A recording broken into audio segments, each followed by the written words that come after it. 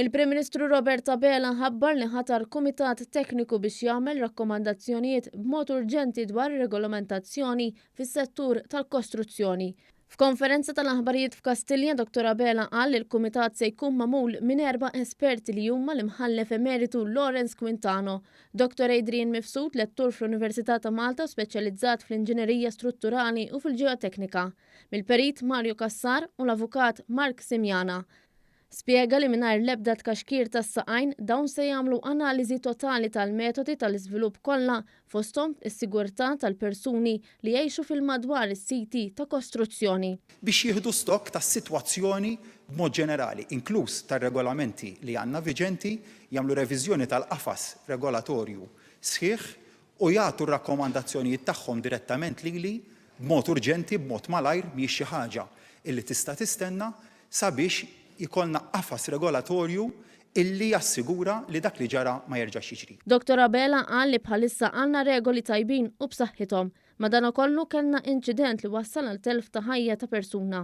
Bl-aktar mod skiet qal li din hija xi ħaġa li ma jridx li terġa' tiġri.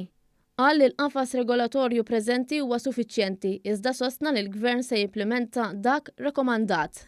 Fuq kollox irid li jkun hemm bidla fil-mentalità. Però fuq kollox li iwassal għal bidla fil-mentalità. U dik li nemmen fiha l-bidla fil-mentalità li ħadd ma jippretendi illi huwa l fuq minn ħadd ieħor jew li għandu drittijiet superjuri għal dawk tar-residenti tal-madwar li jista' jkun ma jkollhom ebda interess fi żvilupp imma kull ma jixtiequ li jgħixu fil-kwietu fil-paċi ta' darhom, ħadd m'għandu dritt superjuri għax huwa żviluppatur illi iħalli lin-nies ma jgħixux fil-kwiet ta' darhom. Dr. Abela qal li mhux se jkun hemm moratorju fis-settur imma se jitlob lill-awtoritajiet iżidu l-ispezzjonijiet. Illi x-xogħlijiet kollha jsiru skont il-permessi li hemm maħruġin fuq kollox li jsiru skont l-arti u s-sena. Il-Prim Ministru qal li l-kostruzzjoni tista' ssir madwar siti abitati sakemm l-affarijiet isiru bil-galbu, bit-tekniċi fuq il-post u periti li ma jkunux imsieħba fil-proġett.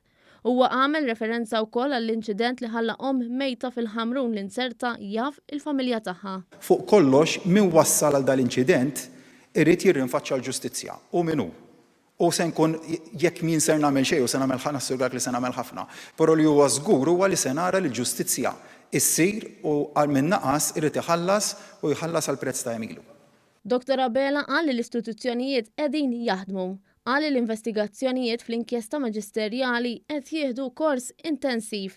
L-istess fir-rigward tal-investigazzjonijiet tal-Pulizija li nwasslu għall-arrest ta' persuni li qed jgħinu b'mod attiv lill-Pulizija.